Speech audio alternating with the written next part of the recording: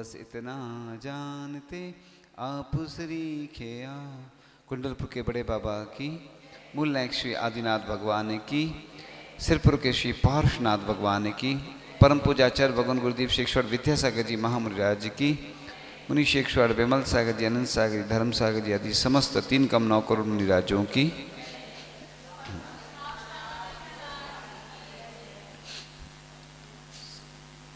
पुस्तक नहीं है आप लोगों के पास? कहाँ तक हो गया है?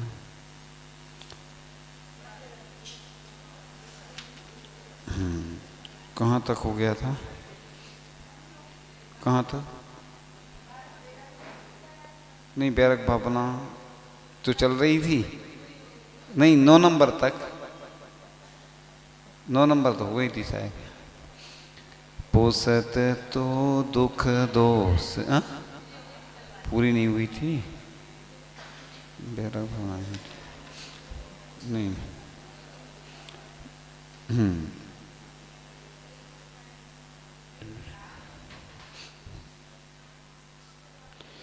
पोसत तो दुख दोष करें, है ना।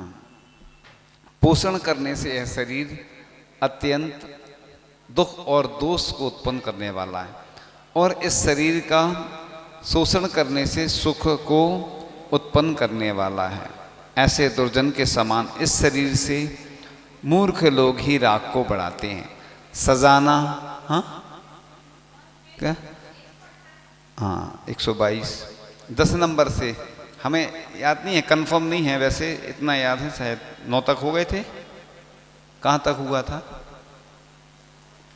10 में से ले रहे हैं हम तो, अगर छूट गया होगा तो पीछे ले लेंगे। ऐसे दुर्जन के समान इस शरीर से मूर्ख लोग ही राग को बढ़ाते। हाँ, कौन सा नंबर था? अच्छा, सजा, हाँ चलो। सजाना संवारना इस शरीर का स्वभाव नहीं है। इस शरीर, देखो कोई काला व्यक्ति है, कितना भी लिपस्टिक लगाओ, पाउडर लगाओ तो भी गोरा नहीं होगा। वो सुंदर व्यक्तित्व बनाए अपन, शरीर को कितना भी अच्छा खिलाओ पिलाओ, घाटी उतरी माटी। इसलिए तो मुनि महाराज आहार तो लेते हैं शरीर को चलाने के लिए। एक ग्रस्त होता है खाने के लिए जीता, और मुनि महाराज जीने के लिए खाते हैं।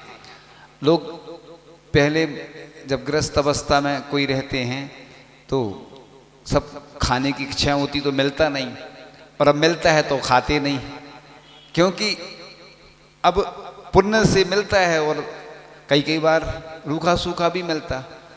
कई बार ऐसी भी स्थिति आ जाती है कि कई बार अनुकूलता नहीं बनती है, और लोग कहते हैं महाराज जी आज दिवाली है, तो महाराज जी की तो रोज ही दिवाली रहती ना। लोगों को लगता है कि महाराज जी एक बार ले रहे हैं 24 घंटे में तो अच्छे से अच्छा दें, लेकिन महाराज जी उसमें भी त्याग कर देते हैं।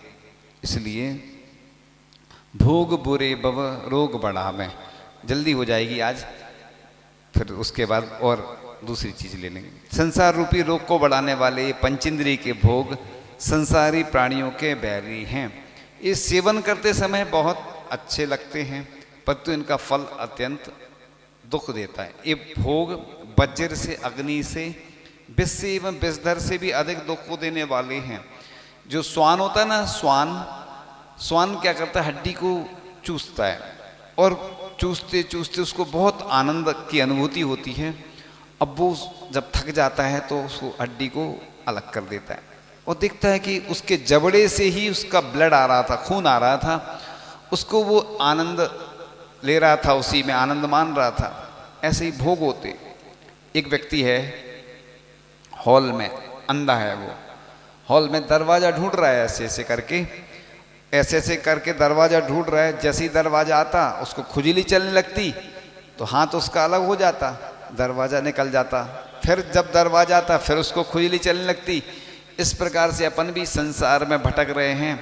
मनुष्य जीवन मिलता है, मनुष्य भाव में आते हैं, पंचेंद्रिय के विषय में लिप्त हो जाते और दरवाजा निकल जाता, खुजली चलने लगती पंचेंद्रिय के विषय रूपी, और दरवाजा निकल जाता, निकल ही नहीं पाते हम। ऐसी स्थिति रहती है। तो ये भोग धर्म रूपी रत्न को चुराने के लिए चोर हैं, अत्यंत चंचल हैं और दुर्गति के रास्ते में ले जाने में सहायता करते हैं। मोह उदय है जीव अज्ञानी। ये पंक्ति आप लोग स्वयं पढ़ते जाएं, क्योंकि क्या होता है ना, हम पूरा पूरा डिटेल में पढ़ाएंगे, बताएंगे, तो आपको तो मालूम है हमारे पास टिक टिक करती हुई जो है ना, वो कह देती है कि अब बस।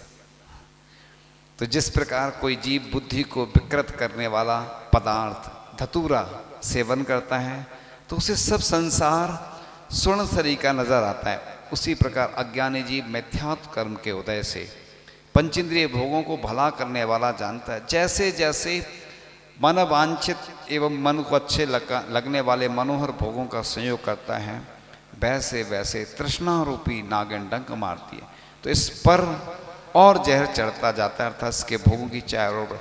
अपन बच्चे को जैसे एक चीज़ दे दो फिर दूसरी मांगेगा, है ना। एक साधु थे ना, वो जैनेतर, वो लगोटी रखते थे, लगोटी चूहा काट खाता था, चूहे के लिए बिल्ली रखी, बिल्ली को दूध चाहिए तो गाय रखी, गाय के लिए खेत, तो ऐसे ही परिग्रह बढ़ता जाता है। कई लोग बोलते हैं महाराज जी ये रख लो वो रख लो। देखो लोग परीक्षा भी लेते हैं और अपनी भावना रहती है उनकी, लेकिन साधु के लिए परिग्रह होता है, इसलिए सिर्फ 3 उपकरण बताए, पिच्छी का मंडल और शास्त्र। अब और चीज़ें चाहे वो शास्त्र एक अतिरिक्त हों, चाहे जो उपयोगी हैं जैसे चश्मा है, कोई चीज़ रखनी पड़ती है। इसलिए आगम की आज्ञा इसलिए नहीं रहती है क्योंकि आगम में जो लिखा है उसी के अनुसार रखना पड़ता। मैं चक्री पद पाए निरंतर, इस प्रकार वह चक्रवर्ती विचार करता है कि मैं चक्रवर्ती पद को प्राप्त करके अब तक निरंतर अनेक कितना को 96,000 रानियां, कितना वैभव रहता है। देखो अपन सब त्याग देते हैं तीर्थंकर, कितना वैभव रहता है, अपने पास तो कुछ नहीं रहता फिर भी घमंड करते वो दुनिया की क्या क्या करते नाटक हैं। थोड़ा सा धन बढ़ जाता है या थोड़ा सा कुछ हो जाता तो आदमी कितना वो हो जाता है। इनके पास सब कुछ था, सब छोड़ दिया। आचार्य जी कई बार बोलते कि देखो तीर्थंकर दूसरे के आगे हाथ फैला रहे आहार के लिए, सब छोड़ के और हाथ फैला रहे। एक कौन सी वृत्ति कहलाती, जबलपुर में जब हम थे, एक बार सुनाया भी होगा, तो 300-400 चौके वाले पड़गान करते थे, तो हम यही सोचते थे, बहुत सारे लोग आते थे, अब सीमित लोगों को लाभ मिलता था, तो एक भिखारी सोचता होगा कि देखो इनके लिए तो कितना चिल्ला रहे हैं ये लोग, जी आ नहीं रहे, नखरे दे रहे ये, और हमारे लिए कोई पूछ नहीं रहा। देखो एक भिखारी, एक हमारी कल्पना है, जैसे कभी कल्पना करता है वो, एक हम अपने मन में सोचते थे, ऐसा स्थितियाँ बहुत रहती थी ऐसी। तो देखो कई बार कि उसका पुण्य कर्म का उदय नहीं रहता है, और मुनि महाराज का पुण्य रहता है, तो आचार्य श्री का पुण्य रहता है। हम लोग इसलिए तो विकल्प नहीं रहता है, आचार्य श्री के पुण्य से सब कुछ हो जाता है। पहले लगता कैसे होगा क्या होगा, धीरे धीरे आधा तो निकल गया, आपको मालूम ही है, अब आधा और निकल जाएगा, ऐसे ही निकल जाता, पूरा हो जाता। बस पहले सोचते थे क्या होगा कैसे होगा। कई लोग पूछते हैं कि महाराज जी कहाँ होगा, तो हमने जहाँ होगा वहाँ क्या करना है, सामय करना, स्वाध्याय करना, आहार करना, कहीं भी चले जाओ, क्या विकल्प। सब परिचित तो मिल ही जाते, चर्चित परिचित सब अपने आप होते चले जाते हैं, लोग मिलते चले जाते, जुड़ते चले जाते। अपन को परिचय बताने की आवश्यकता नहीं, लोग अपने आप आके परिचय बता ही देते हैं, हम वहाँ से आए, हम वो हैं, कहाँ से लोग। देखो कोई गरीब आदमी होता, उसके रिश्तेदार दूर हो जाते उससे, वो कोई मुनि महाराज बन जाए, आरी का इलक छुल्लक, कोई त्यागी अच्छे पोस्ट पे पहुँच जाए, तो उसके दूर के रिश्तेदार भी पास के हो जाते, है ना। उसके दूर के रिश्तेदार भी पास के हो जाते, वो गरीब आदमी के दूर हो जाते। हाँ, पास के भी दूर हो जाते हैं गरीब, और जो उच्च पदों पर रहते हैं उनके जो दूर दूर के रहते वो भी पास में आ जाते। तो मैं चक्री पद को प्राप्त करके अब तक निरंतर अनेक प्रकार के भोगों को भोगता रहा, फिर भी मेरे भोग के मनोरथ इच्छा पूर्ण नहीं हुई। शासन करना और समाज का प्रधान होकर कार्य करना महान पाप का कारण है, बैर बढ़ाने वाला है। देखो राज समाज महाकारण, इसलिए तो लिखा है कि राज समाज, मतलब इन चक्करों में पड़ो आचार्य जी भी इसलिए बोलते कि इन कार्यों से दूर रहना चाहिए साधु को। अब कोई करता है, करना पड़ता है मजबूरी में, क्योंकि इनमें सब में विकल्प होते हैं, संसार विकल्प जालम। तो इसलिए तो हम लोग, कोई आते हैं लोग समस्या लेके, तो हम लोग कह देते हैं अभी हमें समय नहीं है, कुछ भी टाल देते, क्योंकि किसी को कुछ मानना है नहीं, वो अपने हिसाब से करते हैं। हम लोग ये सोचते कि अच्छे से अच्छा हो, भगवान आदि की अच्छी व्यवस्था हो, व्यवस्थित सब चीज़। लेकिन अब किसी को ज़बरदस्ती सलाह भी नहीं देना चाहिए। क्या होता है कई बार अपन सलाह देते उपत, क्या बोलते, अपने से सलाह देना किसी को उपत के बोलते बुंदेलखंड में। अब इधर क्या बोलते हैं हमें नहीं मालूम। तो उपत के सलाह देना मतलब चलाकर, तो बस वो स्वीकार नहीं करता। कई बार कोई व्यक्ति आए ना तो उसको 2-3 चक्कर लगवाओ पहले तो, कि अभी नहीं, अभी बाद में, अभी नहीं। क्या होता उससे वो समझ जाता कि अरे। एक बार एक साधु के पास एक व्यक्ति गया कि मुझे कोई मंत्र दे दो। साधु ने कहा अभी नहीं है। दूसरे दिन फिर पहुंच गया कि हमें कोई मंत्र दे दो। साधु ने कहा अभी नहीं है। अब साधु ने सोचा जी बार बार आ रहा है। उस व्यक्ति ने भी सोचा कि साधु हमें भगा रहा है, क्यों भगा रहा है बार बार। आचार्य जी के पास जाता कोई पंचकर्णक के लिए, व्रत के लिए, चतुर्मास के लिए, आचार्य जी टाल देते, घुमा देते। तो अब साधु ने सोचा जी आएगा तो दे देंगे कुछ। उसने भी सोचा कि ये बार बार मना कर रहे हैं, चलो फिर से चलते हैं। फिर से पहुंच गया। साधु ने कहा ले जाओ ये, लेकिन बंदर को याद नहीं करना, इस मंत्र को सिद्ध करना, बंदर को याद नहीं करना। जैसे ही मंत्र सिद्ध करने बैठे वो, उसको बंदर याद आ जाए। अब वो परेशान हो गया, टेंशन में आ गया कि मंत्र सिद्ध नहीं हो रहा, क्या करे। अब वो फिर मंत्र सिद्ध करे तो उसको बंदर याद आ जाए। परेशान हो गया, टेंशन में आया, तो उसने कहा कि अब चलो साधु को वापस कराते हैं मंत्र।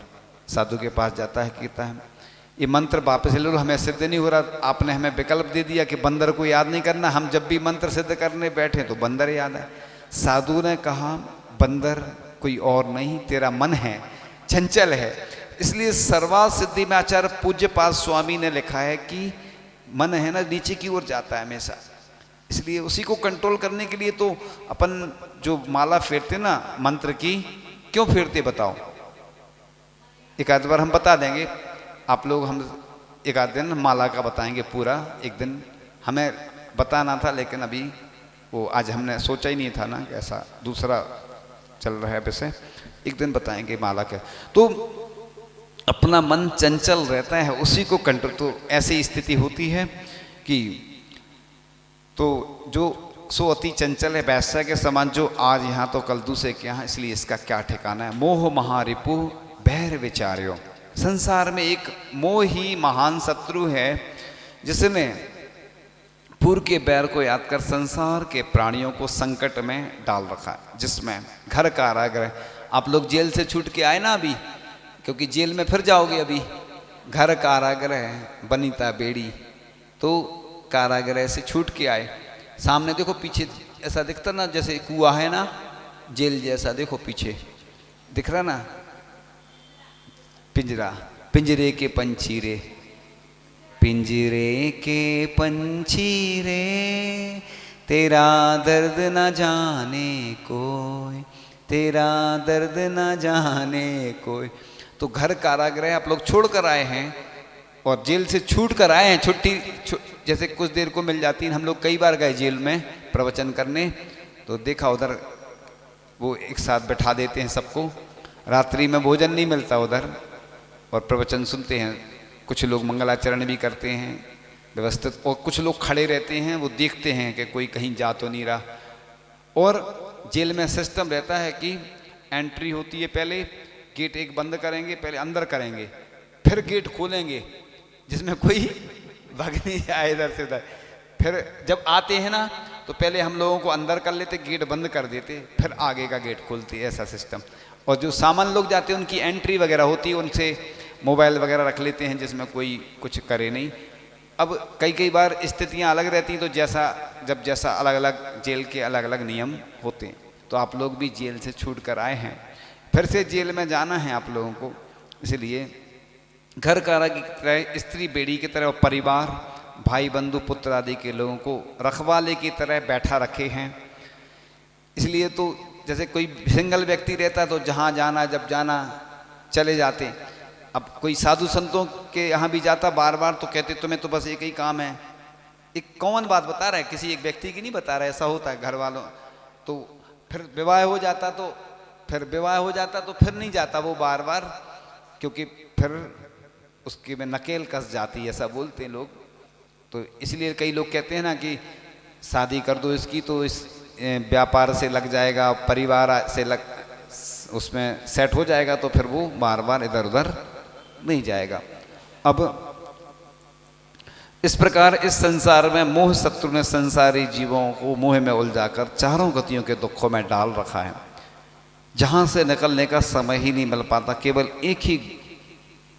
एक श्री गुरु ही इस डूबते हुए संसार के प्राणियों को केवल सम्यक दर्शन, सच्चा श्रद्धान, सम्यक ज्ञान, सच्चा ज्ञान, सम्यक चारित्र और सम्यक तपी कल्याण को करने वाला है। और यही सार है। बाकी इंद्रियों के किस विषय कसाय राग देश मोह, यह सब असार है। चक्रवर्ती ऐसा विचार कर मन में धारण करता है, छोड़े 14 रत्न नभो निधि। यानी फिर वह 6 खंड की संपत्ति 14 रत्न, आप लोगों के पास तो एक भी नहीं होगा रत्न, किसी क्या होगा तो हमें मालूम नहीं, कोई बताएगा भी नहीं। और 9 निधि 18 करोड़ घोड़े, बताओ को पूरे भारत में नहीं हुए इतने, तो वर्तमान में इतने घोड़े। 84 लाख हाथी कहाँ हैं इतने मिलेंगे। आचार्य श्री का पुण्य था कि मिल गए थे उनकी दीक्षा में, 25 थे शायद, 25 हाथी वो सर्कस के लिए आए थे। बिनौली निकलना थी तो उन्होंने निवेदन किया कि हमें सर्कस के लिए ज़मीन चाहिए। सोनी जी से निवेदन किया।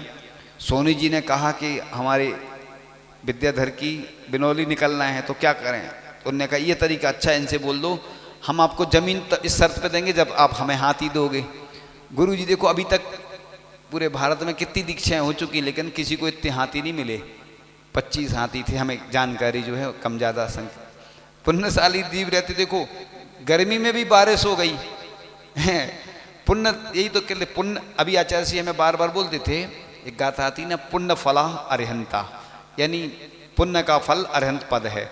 हम बोलते थे पुण्य फला संता संत संत मतलब पुण्य का फल संत साधु होते ना, संत साधु आचार्य, तो वो बोलते थे पुण्य फला अरहंता, हम बोलते थे पुण्य फला संता। आचार्य जी का भी पुण्य रहता है तो सब कुछ जंगल में भी मंगल हो जाता है और अपने आप सब व्यवस्थाएं होती चली जाती। तो उनकी दीक्षा का ऐसा योग बना कि ग्रीष्मकालीन में बारिश हो गई और हाथी मिल गए। एक हाथी मिलना मुश्किल था, जहाँ आपकी 25-25 हाथी पे बिनौली निकलना।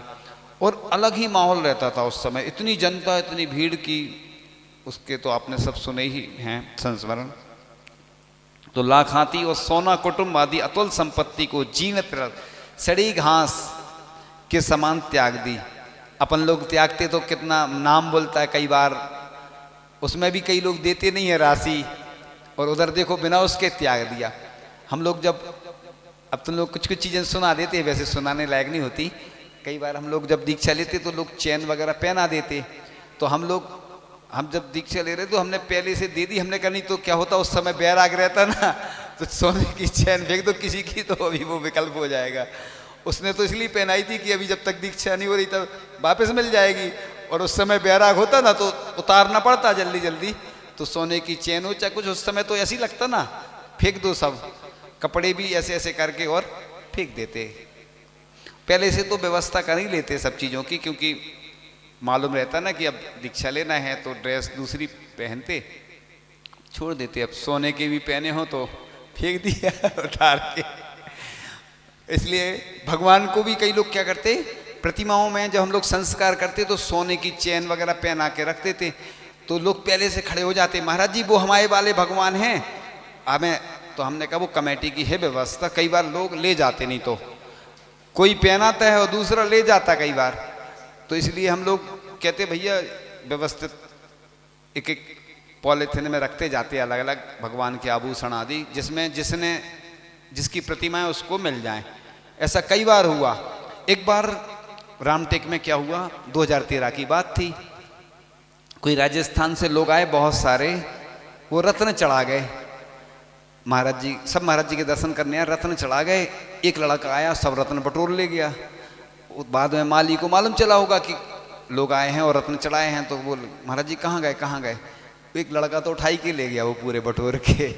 तो लोग चढ़ाने से पहले, उठाने वाले पहले से तैयार रहते, उठा ले जाते। तो ऐसे ही अतुल संपत्ति को जीर्ण सड़ी घास के समान त्याग दिया। उसी समय राज का नियोगी पुत्र उत्तराधिकारी था उसका, उसी महाभाग चक्रवर्ती ने राज तिलक कर दिया, अर्थात राजभार होए होए निसल्ल अनेक नृपति संग। वह चक्रवर्ती संपूर्ण चिंताओं, सल्ल होती ना, सल्ल कांटा, इसमें आता ना तत्वार सूत्र में, निसल्यो व्रति, यानी व्रति को कोई सल्ल नहीं होती, कांटा चुभता रहता, नहीं तो विकल्प रहते ना, कहते ना मन में कांटा लगा हो तो कम कष्ट देता, पैर में लगा हो ज्यादा देता, जूते में लगा हो तो कम कष्ट देता। इसीलिए कितना जब से उतार दई चादर, हाँ चादर कैसी चिंता काहे की फिकर। जब से उतार दई चादर, अब ना कोई चिंता ना कोई फिकर।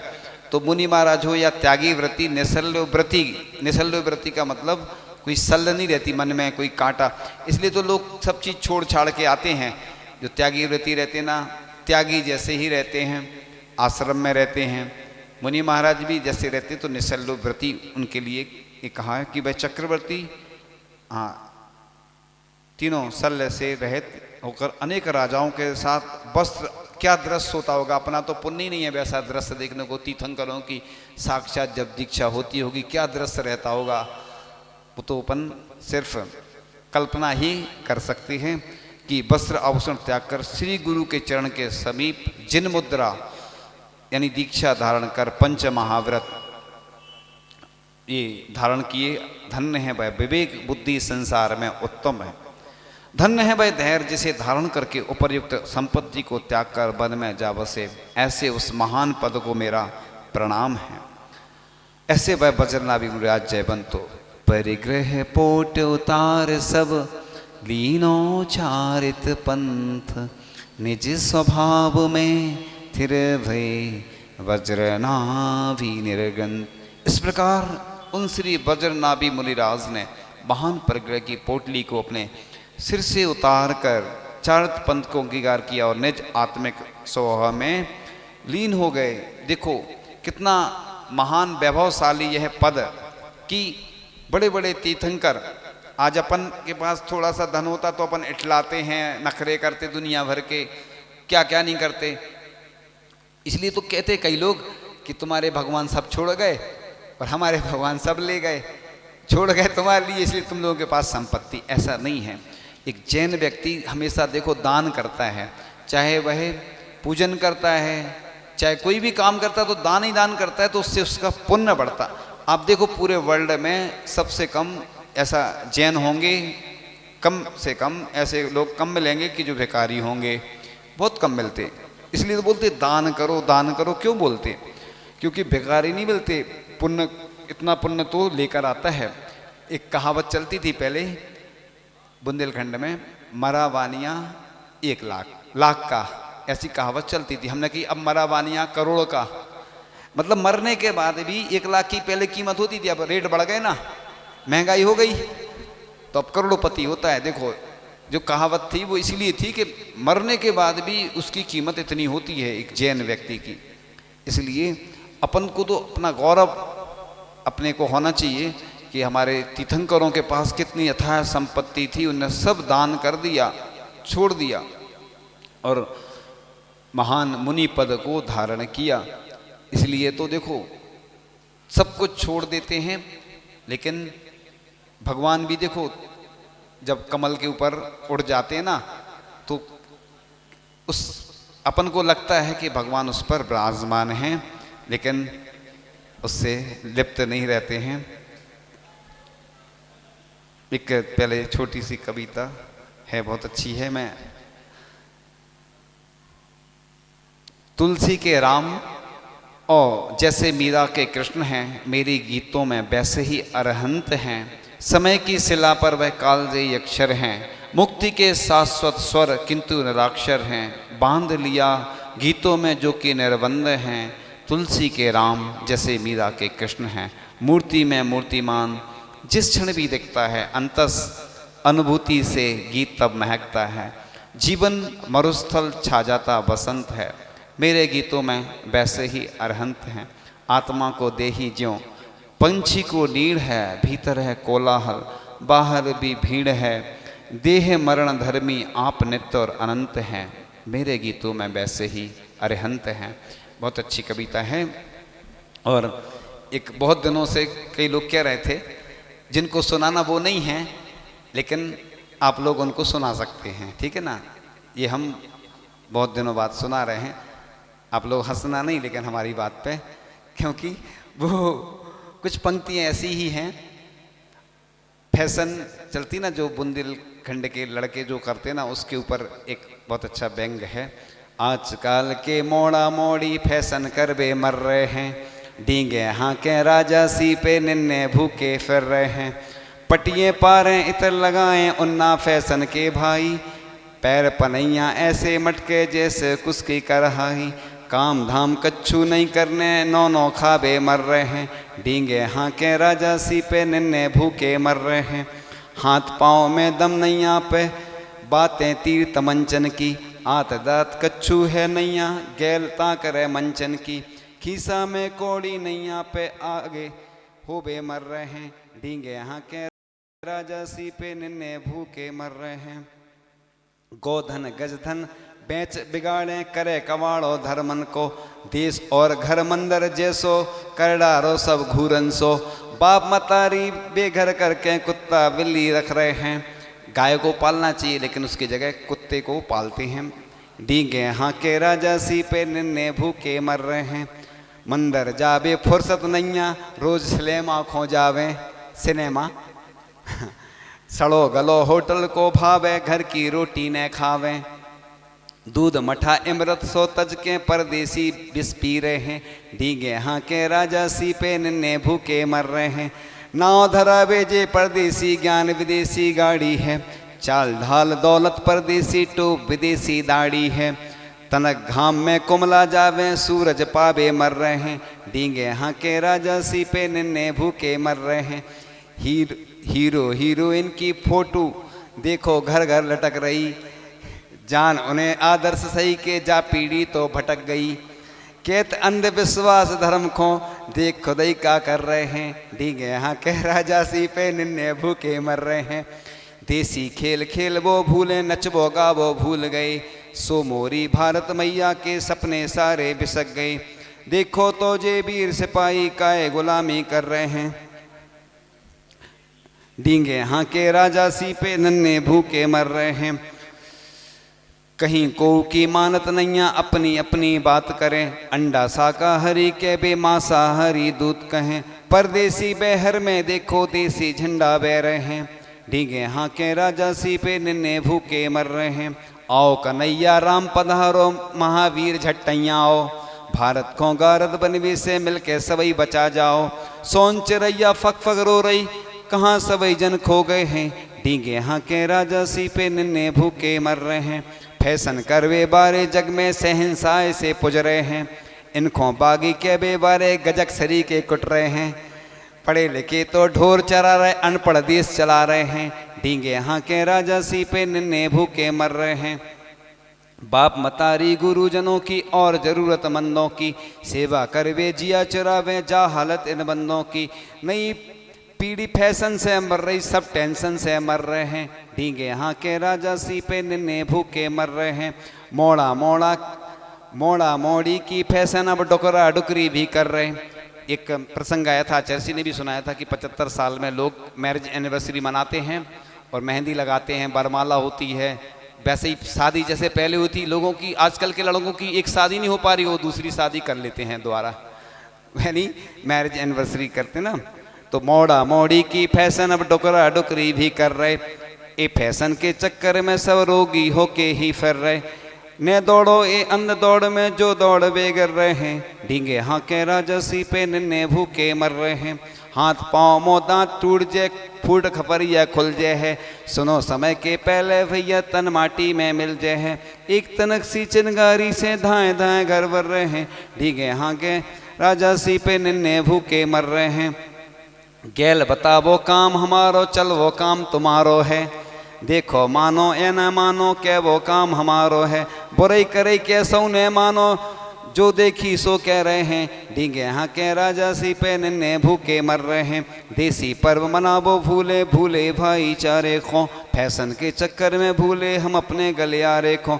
अपनी सुसुर ले लियो बात पते के कह रहे हैं, ढींगे हाँ के राजा सी पे नन्हे भूखे मर रहे हैं। मोबाइल में घुसे रहते हैं, व्हाट्सएप फेसबुक में, ईयरफोन में लगे रहते हैं, चैटिंग डेटिंग सेटिंग में। जियो की सिम खो घर माटोरे, सेल्फी लेके मर रहे हैं, ढींगे हाँ के राजा सी पे नन्हे भूखे मर रहे हैं। ये बहुत दिनों बाद सुनाई है, पहले कई बार सुना चुके अन्य स्थानों पर, कई लोग कह रहे थे तो हमें याद आ गई, तो हमने कहा कि सुना दें। हाँ अब आ जाओ। हाँ हाँ ठीक। एक मिनट दीदी को ला, दीदी को, दीदी